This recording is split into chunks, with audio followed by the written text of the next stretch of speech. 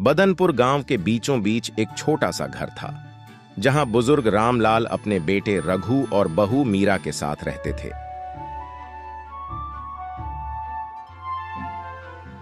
उनका परिवार खेती पर निर्भर था और माटी से उनका गहरा नाता था। रामलाल के पिता और उनके दादा भी किसान थे और इसी मिट्टी से उनका जीवन गुजरा था। रघु एक मेहनती युवक था जो अपने खेतों को पूरे मन से संभालता था। वह नई तकनीकों को अपनाना चाहता था ताकि खेती में बेहतर उत्पादन हो, पर रामलाल को हमेशा पुरानी तरीकों पर ही भरोसा था। वह कहते, हमारे बाप दादा ने इन्हीं तरीकों से खेती की है और हम भी इसी पर भरोसा रखेंगे। मीरा परिवार की धुरी थी। वह घर के कामों के साथ साथ खेत में भी रघु की मदद करती। उनके 2 बच्चे छोटू और गुड्डी स्कूल जाते थे और दादी की कहानियों को बड़े चाव से सुनते थे। एक दिन गांव में भारी बारिश हो गई, जिससे खेतों में पानी भर गया और फसल बर्बाद होने का डर पैदा हो गया। रघु परेशान हो गया और उसने नए जल निकासी उपकरण लगाने का सोचा।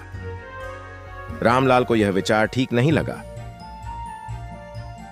पर रघु ने अपने दोस्तों की मदद से यह काम पूरा किया। कुछ दिनों बाद जब बारिश थम गए, रामलाल ने देखा कि रघु के नए उपकरणों की वजह से फसल को कोई नुकसान नहीं हुआ था। यह देखकर रामलाल को एहसास हुआ कि वक्त के साथ बदलाव जरूरी है। बेटा, माटी की महक कभी नहीं बदलती, लेकिन उसे संभालने के तरीकों में बदलाव करना पड़ता है।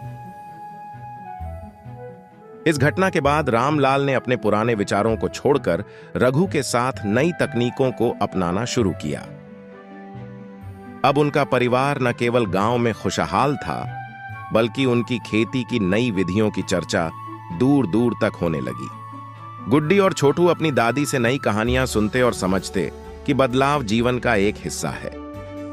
मीरा ने अपने परिवार को एकजुट रखने का जो सपना देखा था, वह अब साकार हो चुका था। इस प्रकार बदनपुर गांव का यह परिवार मिट्टी से अपने अटूट रिश्ते को संभालते हुए नए युग की ओर बढ़ता गया।